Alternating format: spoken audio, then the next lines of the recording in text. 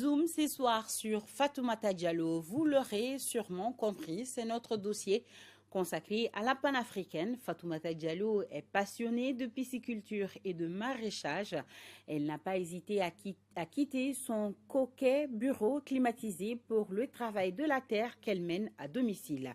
Oui, notre comptable de formation fait aujourd'hui partie de plusieurs associations travaillant dans le monde rural. Salimata Dao a rencontré pour vous cette Amazone des temps modernes. Suivons ensemble. Sirebara Fatoumata Diallo.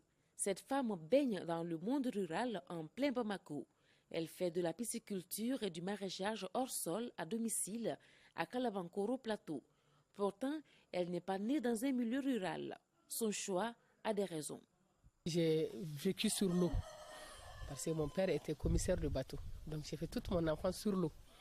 Et je suis issue d'une mère aussi bozo et j'ai un mari pêcheur. Donc je connais très bien le monde rural. À cause de ma mère, je suis membre fondateur de l'association des pêcheurs résidents au Mali, l'APRAM, qui est la première organisation nationale de pêcheurs au Mali.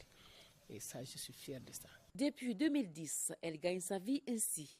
Laisser son bureau climatisé au profit de cette activité à domicile était un challenge. Je suis comptable de formation, j'ai fait comptabilité banque. J'ai travaillé dans une agence immobilière où j'étais directrice générale et ça va pas, j'ai démissionné. Sans crier gare, j'ai quitté parce qu'il fallait, je tenais vraiment à être indépendante. Tout a commencé par le poisson. Madame Sirebara élève un seul type de poisson, le silure, qui n'a pas besoin de grandes quantités d'eau. Et la particularité d'ici, c'est que nous vendons vivant aussi. Et ça, c'est une première au Mali. Les gens ne connaissent pas. On a des enfants qui n'ont jamais vu le poisson vivant. Donc ça aussi, ils viennent en pagaille ici, on les reçoit. À côté des bacs de poissons grandissent les plantes légumineuses qu'elle manipule en connaisseuse. Ici, tout est bio. Le maraîchage hors sol, je l'ai appris après l'avoir vu à Madagascar. Quand je suis venue, comme je suis à la chambre d'agriculture de Bamako, notre animateur, par causerie, un jour m'a parlé du micro-jardin et je lui rends hommage, M. Sissé. J'ai monté un projet. C'est comme ça que j'ai été à Thiès pour faire cette formation.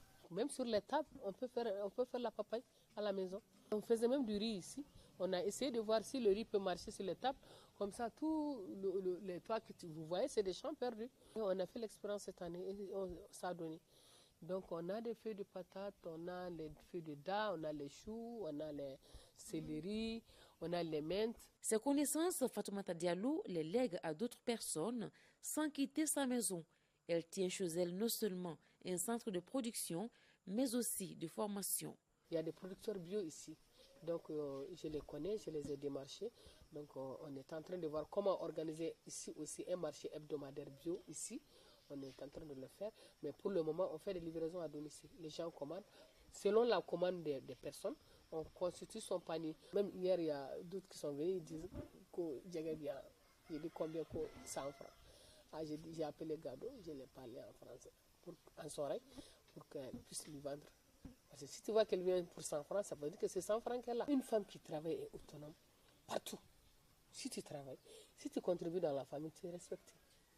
Obligatoirement, le mari te respecte. Les membres de ta famille te respectent.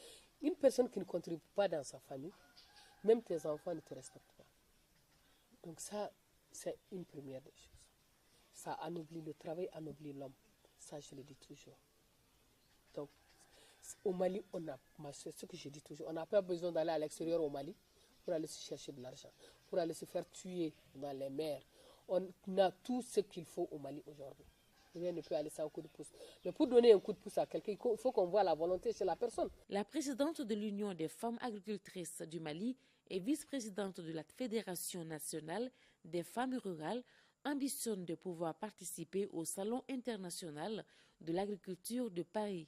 C'est une femme entre guillemets rurale en phase avec les nouvelles technologies de l'information. Oui, une Amazone moderne.